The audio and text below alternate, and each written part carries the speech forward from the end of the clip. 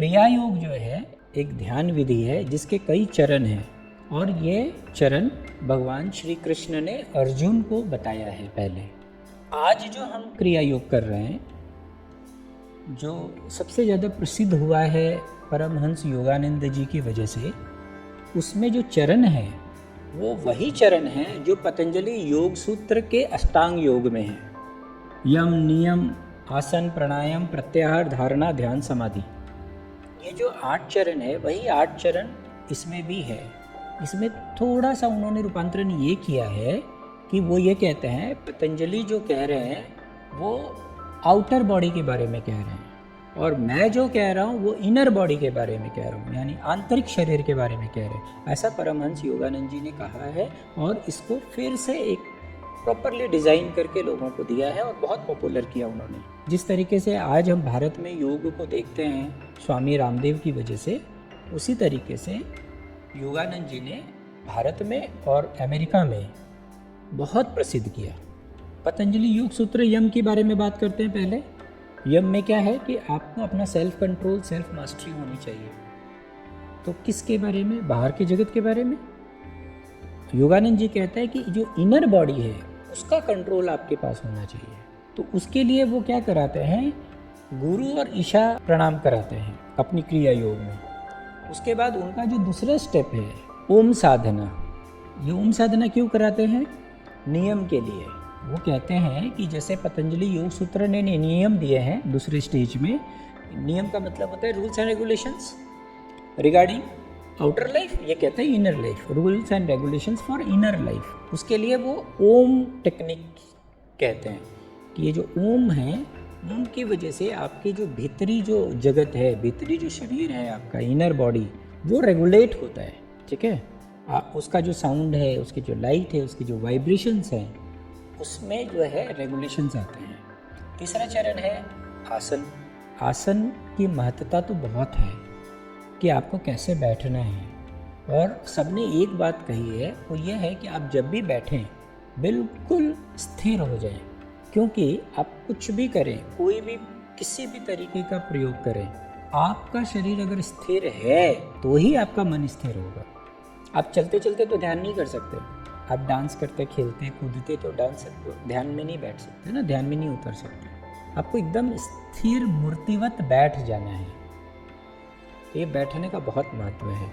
अब ये जो बैठना है वो भी एक ढंग से, खास ढंग से बैठना है, वो है पद्मासन।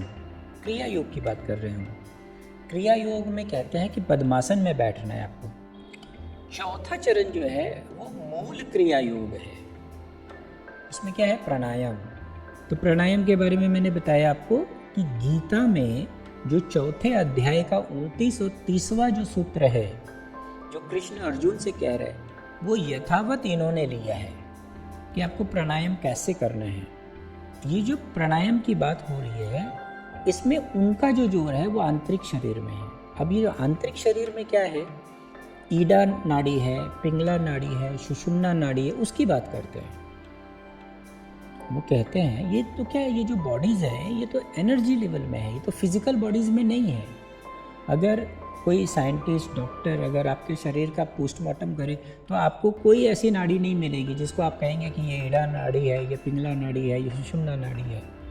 लेकिन ये एनर्जी लेवल की बात हो रही है। वैसे भी ये पूरा का पूरा जो विषय है ये एनर्जी लेवल का है, फिजिकल लेवल से बहुत ऊपर उठ के बात हो रही है। ये योगानंद जी क्रिया योग में ईडा, पिंगला और सुषुम्ना नाड़ी की बात कर रहे हैं कि ये जो हम प्राणायाम करेंगे तो इस प्राणायाम से जो ये 3 नाड़ियां हैं वो सक्रिय होंगी और आपकी जो ऊर्जा है वो सुषुम्ना नाड़ी से स्पाइन से ऊपर सहस्त्रार तक जाएगी और आपको सुपर कॉन्शियसनेस का बोध होगा।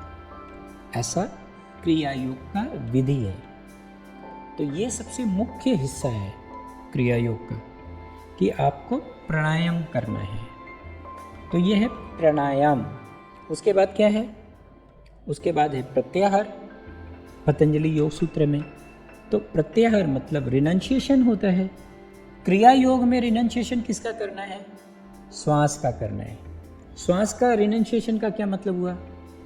श्वास का मतलब हुआ सेसेशन ऑफ ब्रीदिंग, मतलब कुंभक एक ढंग का, जहाँ पे श्वास नहीं है। एक ऐसी अवस्था में आपको आना है, आपको ऐसी अवस्था में रहना है, यही आपका प्रत्याहार है और यही क्रिया योग का एक हिस्सा है। उसके बाद क्या है? उसके बाद धारणा। अब ये जो क्रिया योग है ये पूरा धारणा पर आधारित है, यानी कॉन्टेम्पलेशन पे। तो कॉन्टेम्पलेशन किसका करना है? इनर बॉडी का, बाहर का नहीं, बाहर के जगत का नहीं। कोई मतलब आपको ऐसा नहीं है कि कोई देवी देवता को बैठाना है, उसका ध्यान करना है, या कोई मूर्ति नहीं हो तो कोई दिया जला लो, हाँ, या किसी को याद कर लो, वैसा नहीं है। इनर बॉडी की बात हो रही है, आंतरिक शरीर की बात हो रही है।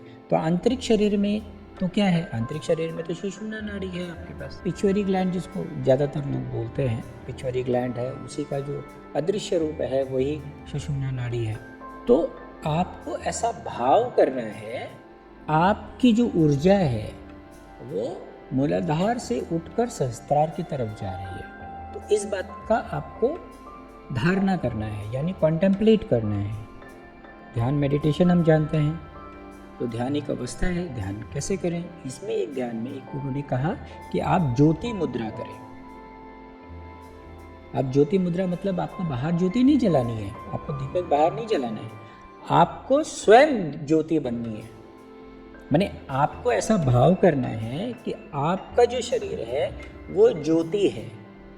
तो आपको पोस्चर ऑफ लाइट, यानी आपके अपने शरीर को आपको एक ज्योति के रूप में देखना है, सिर्फ और सिर्फ ज्योति हैं आप।